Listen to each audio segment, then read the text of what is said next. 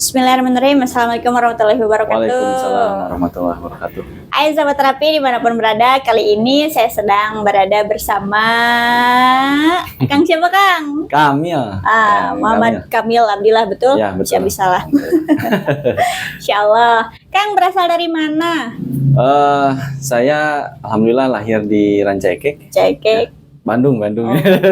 Bisa Arab Bali, cenanya Rancaikek Ya, gimana? 4 September 1983. Masya Allah lengkap sekali guys. Berarti usia sekarang berapa Kang? Sekarang udah September kemarin udah 40. Tambah pengumuman. Pada iya ulang tahunan gitu. Insya Allah, barakallah fi umri Kang ya, abis Alhamdulillah, apal. alhamdulillah. Kayak bingkes kadapinya. Ini pengumuman nih. Insya Allah. Akang ini salah satu dari terapis dari BRHC ya Kang ya. Betul. Nah, kita ngobrol-ngobrol sebentar ya Kang ya. Nah, boleh. Bade 2 jam, 3 jam. Kita Sekuatnya. ngobrol ya Kang. Mohon maaf nih, saya sedikit banyak bercanda, bukan nggak sedikit apa-apa. lagi. Biar awet muda. Kang nih, awal mulanya menjadi seorang terapis langsung terapis bekam atau apa dulu sebelumnya? Ya alhamdulillah rabbil alamin. Saya sapa dulu ya. Selamat pagi. Assalamualaikum warahmatullahi wabarakatuh, teman-teman BRHC ya.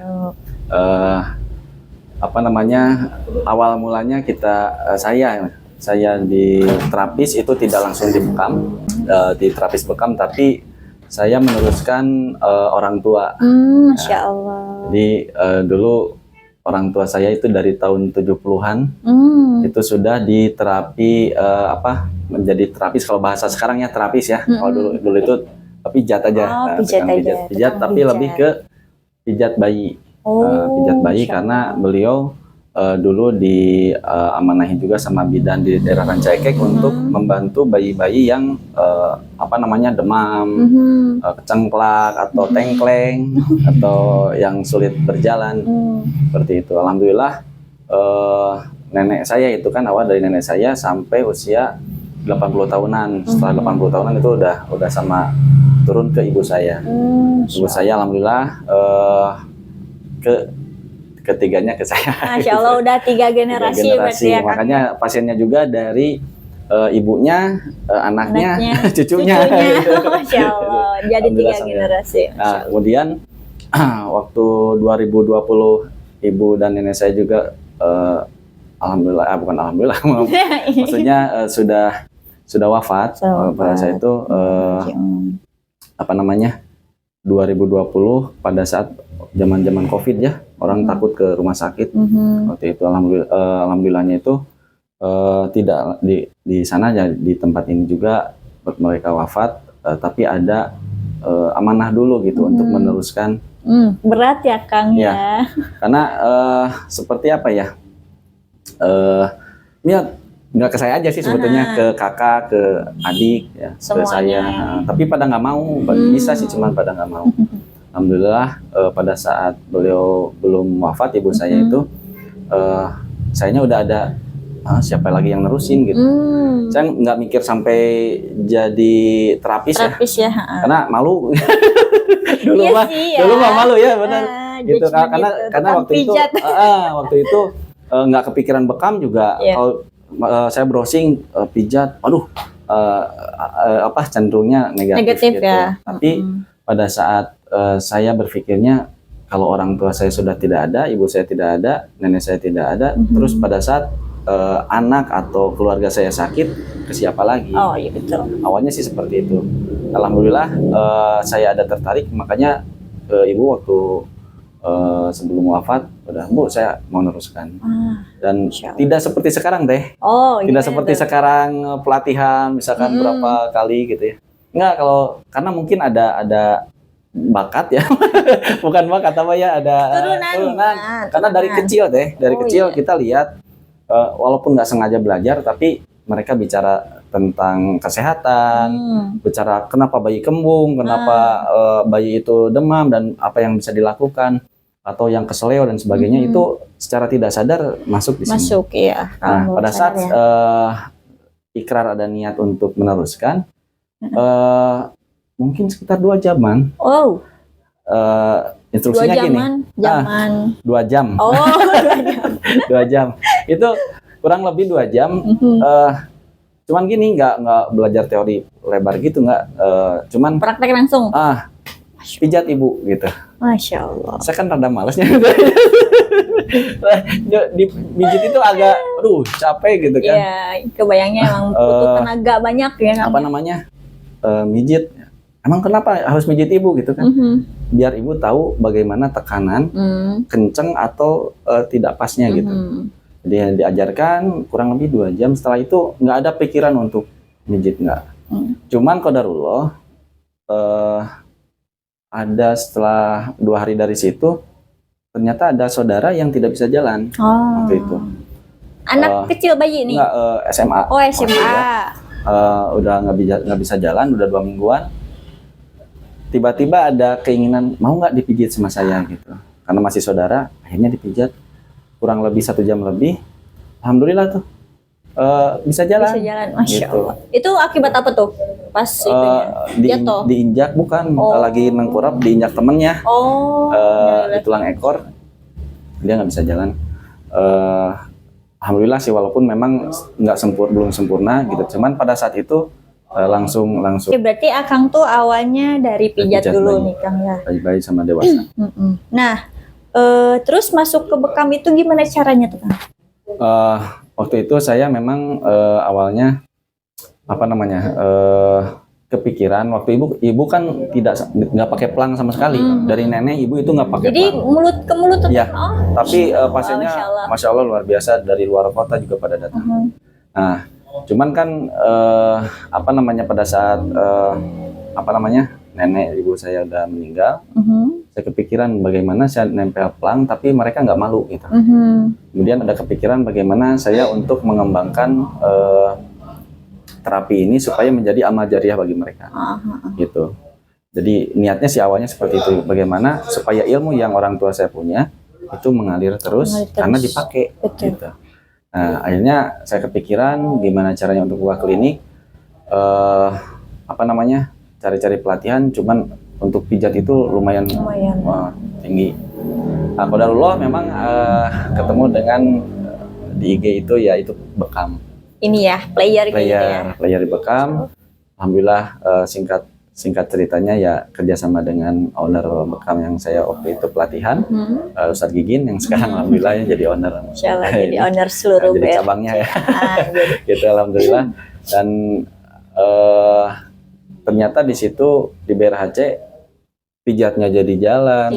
Kemudian totok punggungnya ada, lintahnya bisa. Insyaallah. Berarti sekarang itu profesinya menjadi seorang owner nih ya Kang ya? Alhamdulillah. BRHC Rancaikek. Nah ini teman-teman owner dari BRHC Rancaikek bersama Muhammad Kamil Abdillah, betul ya? Alhamdulillahirrabbilalamin. Berarti BRHC Rancaikek ini sendiri berdiri kapan nih Kang? 2021. BRHC Rancaikek tahun 2021, berarti udah 2 tahun nih Kang ya berjalan nih BRHC. Perkembangannya sendiri BRHC gimana nih dari awal sampai sekarang nih? Pasiennya langsung banyak kah seperti pijat atau gimana? Alhamdulillah gini, karena sebelum ada klinik itu kan pasien dari saya sendiri sudah ada dari orang tua gitu ya, yang rutin itu pijat dan pijat bayi. Jadi terapi pijat biasa untuk dewasa dan untuk bayi. Nah, alhamdulillah pada saat ada klinik itu tidak sepi-sepi banget karena memang setiap hari ada. Walaupun tidak banyak gimana gitu ya. belum nyampe 10 per hari belum, tapi kadang-kadang di weekend nyampe. Cuman mengalir gitu. Selalu ada insya Allah, alhamdulillah. Memperkenalkan bekamnya itu sendiri lumayan berarti ya Kang? Betul. Yang datang tuh kan awalnya pasien pijat. Nah, jadi untuk pasien bekam itu kadang-kadang ada yang sudah biasa. Kalau yang sudah biasa alhamdulillah tidak banyak masalah gitu ya. Kemudian dan tidak banyak takut gitu kan karena dikeluarkan darah. Yang keduanya pasien pijat yang takut dengan darah dan jarum. Nah itu tuh.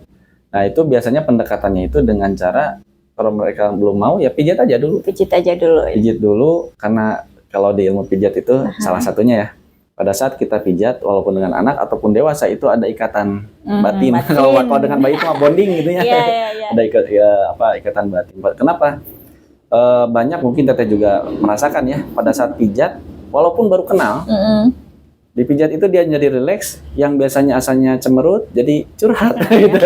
Hormon endorfinnya keluar. Ya gitu. Nah pada saat mereka sudah nyaman, kita juga pas saat ditanya juga ngerti, paham, intinya itu kan tentang bekam juga paham, tentang pijat juga paham. Akhirnya mereka mau mencoba. Sakit nggak? Saya bilang insya Allah tidak. Kita coba dulu satu titik, kalau misalkan nggak sakit kita lanjutkan. Ternyata alhamdulillah sampai sekarang. Yang takut darah pun, yang asalnya lihat darah langsung pingsan lemes, ya. itu enggak. Karena di bekam itu di belakang, nggak usah dilihat, nggak kelihatan gitu. Insya Allah. Apalagi sunnah gitu.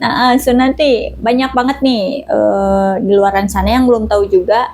Bekam itu apa sih, Kang? Mengeluarkan darah dari lapisan kulit terluar ya.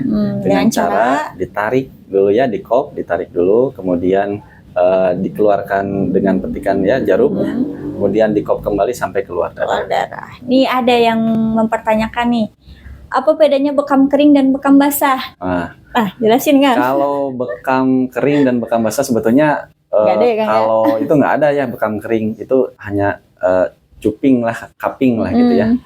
Jadi kalau bekam itu yaitu dengan cara dikeluarkan darah. Bekam sunnahnya ya dikeluarkan darah. Kalau hanya itu namanya cupping. Cupping bukan bekam. Bekam mah memang mengeluarkan darah ya. Karena di situ karena di situ kan mengeluarkan darah sisa metabolisme. Jadi bedakan dengan darah donor ya. Itu beda. Nah itu tuh pertanyaan lagi. Jadi darah bekam itu tidak sama dengan darah donor. Kalau darah donor darah yang bisa digunakan kembali. Kalau darah bekam itu memang sisa metabolisme tubuh gitu. Sisa metabolisme. Dan sifatnya sampah, itu ya sampah, toksin juga masuk di situ juga ya.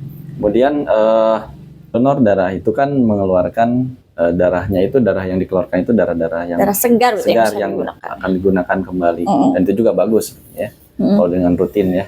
Kemudian kalau darah bekam itu darah yang memang sisa metabolisme tubuh, atau lebih cenderung orang banyak darah kotor atau toksinnya ya yang kita keluarkan. Dan darahnya itu sifatnya itu dingin, mudah menggumpal dan tidak berbau teh. Beda dengan darah-darah yang segar ya. Betul. Agak bau amis gitu kan. Kalau ini enggak, walaupun darah yang keluar tuh cukup banyak tapi enggak bau amis. Enggak bau amis. Dan memang itu harus dikeluarkan untuk apa namanya peredaran darah kita untuk menjadi lebih bagus. Semacam sumbatan lagi bukan sih, Kang, itu teh? Ya, jadi darah kotor itu yang akan bisa menyumbat pembuluh darah, itu salah satunya. Masya Allah. Sejauh ini, Kang, pasien yang datang dengan keluhan terberatnya apa nih yang ditangani sama Akang, baik itu terapi bekam ataupun yang lainnya? Ya, kalau yang pijat dan bekam atau mungkin ada juga totok punggung, sebagian terapis juga menguasai hal itu. Kemudian dengan ruqyah juga itu yang paling ini dulu pernah ada yang Bell palsy. Oh, Bell palsy itu yang melorot ya. Sebelah nggak bergerak tapi hanya wajah saja. Itu. Jadi kalau ngedip satu, yang satu nggak ngedip. Gitu. Bisa langsung disembuhkan atau perlu beberapa tahap yang seperti itu, Bang? Ya kesembuhan milik Allah ya. Betul. Jadi kita ikhtiar. Apa namanya? Tentunya ada proses lah ya dengan apa namanya? Dengan kayak gini lah, kayak misalkan kita terkilir nih. Terkilirnya cuma 1 detik ya. Cuman kan lamanya itu kan lumayan gitu. Nah itu juga butuh proses 2 kali 3 kali. Kemudian untuk kasus-kasus kayak stroke ya gimana kondisinya juga nggak semua sama. Bisa dari mental juga ya Kang ya, itu. Itu rata-rata ya dari apa namanya? Dari pikiran gitu ya. Kemudian dari makanan. Ya, itu sama pengaruh untuk stroke. Kemudian kemarin ada yang Bell palsy dari kebanyakan angin ya kayaknya. AC terus kipas angin itu ngaruh hampir ya tiap hari. Subhanallah. Kemudian ada yang kemarin Bell palsy karena kerjanya mungkin dibilang hampir 24 jam ya, istirahatnya sedikit banget.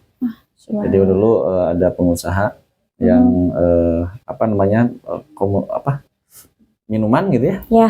Jadi produksi minuman kayak yogurt gitu. Kemudian dia produksi sendiri dari malam, kemudian subuh dia antarkan ke kafe-kafe. Kemudian siangnya dia belanja lagi. Ya Allah. Terus berputar waktu ya. Alhamdulillah ada yang ini, cuman nggak tahu gimana dia yang harusnya kan ada istirahatnya kalau owner gitu ya. Kalau ini mungkin terus untuk mengamati grade-nya dan sebagainya. Akhirnya tahu-tahu pas bangun sebelah dia senyum kok nggak bergerak gitu. Seperti itu. Jadi intinya kesehatan itu mahal saat sudah terjadi. Oh iya betul. Itu. Disebut sehat itu mahal tuh kayak gitu ya. Betul. Jadi udah kerasa memang wah ternyata untuk nyembuhinnya itu luar biasa, harus terapinya berkali-kali. Kalaupun misalkan ke dokter juga ya cukup mahal memang. Iya pasti. Hasilnya apalagi dengan apa namanya ya sekarang ada BPJS ya. Cuman kan waktu yang kita tunggu di situ untuk cukup mahal gitu. Iya, nggak bisa langsung sakit langsung jadi gitu. Itu perlu makanya proses. mahal ya. Makanya kita tuh wajib menjaga tubuh ini guys. Salah satunya itu bekam dengan rutin yang diajarkan Rasulullah di sebulan sekali minimal di tanggal 17, 19, 21 bulan Hijriah. Itu untuk ya ikhtiar kita lah untuk tetap sehat, menjaga kondisi itu. Masya Allah. Kata teman saya kendaraan aja di servis. Masa kita nggak di servis? Betul. Gitu. Pesan untuk teman-teman semua itu ya. Berarti Kang, pesannya nih untuk sahabat di rumah yang sehat maupun yang sakit nih Kang, apa nih? Untuk yang sehat tentunya kita dengan sekarang itu kita jaga pola tidur. Pola tidur, yang keduanya pola makan dan pola hidupnya. Pola hidup. Jadi kalau pola tidur ya usahakan sebelum jam 9 atau jam 9 itu sudah tidur, sudah istirahat. Karena apalagi habis isya. Ya, lebih baik bangun di tengah malam daripada tidur sampai tengah malam gitu kan. Itu beda. Karena pada saat posisi ngantuk ini di area ini tengkuk dan pundak biasanya yang belikat tuh yang kerasa ini belikat saya kenapa ya tiba-tiba sakit gitu kan. Kemudian nggak ada tenaga ke tangan. Itu salah satunya dari menahan tidur. Jadi sering saya yang tadi juga bener. sama aku juga gitu. ini di titik belikat ini kalau dipijit itu agak sakit banget gitu, linu gitu. Ngejelengak pun itu dari pola tidur. Itu juga sangat berpengaruh untuk kesehatan karena tubuh kita juga sudah ada waktu-waktunya untuk istirahat, kapan waktunya untuk aktivitas. Betul. Dari makanan juga ya sekarang tidak berlebih-lebihan, tidak mencela makanan. Kemudian makan sesuai apa yang Rasulullah ajarkan, ya makan sambil duduk. Dan standing party. Kemudian makan sambil duduk, kemudian makannya tidak berlebihan atau nambah deui gitu kan. Yang jelas halal juga ya. Betul. Jadi kalau berlebihan itu pasti akan bermasalah juga. Jadi makan sebelum lapar, berhenti sebelum kenyang. Itu memang banyak yang kebalikannya, Kang. Ya, makan banyak. Makan setelah lapar berhenti. Itu makanya lambung juga berpengaruh, pasti luka. Gitu. Masya Allah. Gitu. Kemudian apa tadi? Pola hidup. Pola hidupnya seperti apa tuh, Kang? Fun-pace. Olahraga gitu kan. Kemudian sekarang kan banyak junk foodnya. Nah, itu juga harus junk food, fast food tuh. Kemudian olahraganya juga teratur, walaupun hanya jalan cepat, gerak jalan gitu. Terutama yang berat badannya melebihi dari kapasitasnya, obesitas lah gitu ya. Jangan lari, udah jalan kaki aja. Biasanya ditumitnya. Yang jantung gimana, Kang? Ya jalan kaki aja, jalan aja. Jangan memaksakan diri. Gitu. Baiknya olahraga sepekan berapa kali, Kang? Sepekan ya rutin ya harusnya jadi rutin, kadang-kadang seminggu 2 kali, 1 kali ya. Yang penting rutin, jangan sekali langsung dihajar kemudian setelah itu langsung pada kerasa pada sakit badan biasanya kan.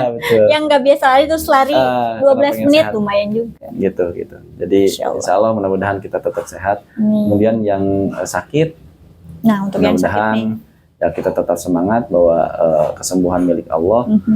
Kita berikhtiar ya untuk mendapatkan, dan ikhtiar itu juga menjadi pahala juga buat kita. Sakit juga menjadi pahala buat kita gitu.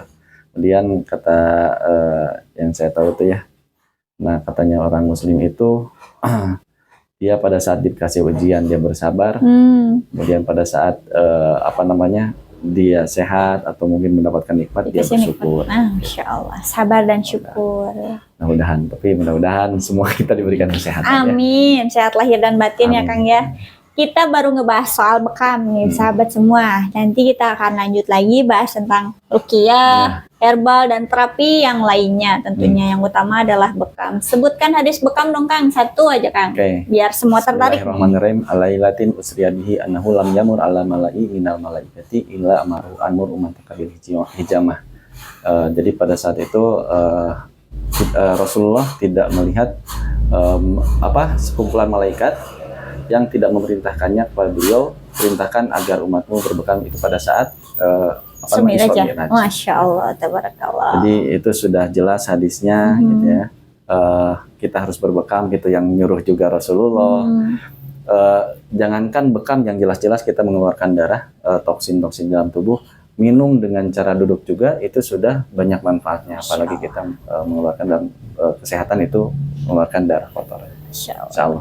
Satu lagi nih Kang, pesan untuk sahabat semua agar bisa terapi di BRHC dimanapun nih. Oh iya, BRHC itu ada 3 tempat ya, di Majalaya, Rancaekek, dan Cicalengka. Majalaya itu pusatnya BRHC, di belakang BRI alun-alunnya, alun-alun Majalaya. Kemudian yang di Rancaekek di sini, di Jalan Raya Rancaekek nomor 280, itu dekat-dekat rel kereta api lah, Rancaekek ya. Kemudian ada juga satu lagi di BRHC Cicalengka, dekat pom bensin jalan apa itu namanya? Citarik ya, Citarik di Cicalengka. Sebelum masuk Cicalengka itu ada BRHC juga. Nah, untuk yang mau daftar itu bisa kontak di nomor nanti ya sama admin ya di bawah ini. Kemudian atau langsung datang aja ke lokasi, nanti bisa dihubungi customer service masing-masing. Yang dekat dengan Majalaya tinggal customer service Majalaya, yang Rancaekek, begitu juga yang Cicalengka. Gitu. Masya Allah, tabarakallah. Paling sekian dulu Kang interview kali ini. Kita bahas lagi, kupas lagi tentang ruqyah ya nanti Kang ya. Ini juga ruqyah nih, Masya Allah. Cuman waktunya nih ya kita tuh terbatas karena pasien juga harus dilayani. Oke, jazakumullahu khairan katsiran Kang ya atas waktunya, dengan kesibukannya. Masya Allah, jadi owner, jadi ketua pengcat, jadi apalagi jadi ayah, jadi jadi suami kan ya, Masya Allah. Mudah-mudahan dilancarkan semua urusannya, dimudahkan segala urusannya, dan diberkahkan setiap langkah kakinya. Amin. Jadi nilai jihad di hadapan Allah. Oke, sekian dulu. Terima kasih sahabat di rumah dimanapun berada. Jazakumullah khairan katsiran atas nontonnya hari ini di YouTube-nya BRHC. Jangan lupa like, subscribe, dan share serta komen nih. Komen, ya. Kalau misalkan ada yang mau dibahas nih, boleh banget ya. Oke, terima kasih. Wassalamualaikum warahmatullahi wabarakatuh. Waalaikumsalam warahmatullahi wabarakatuh.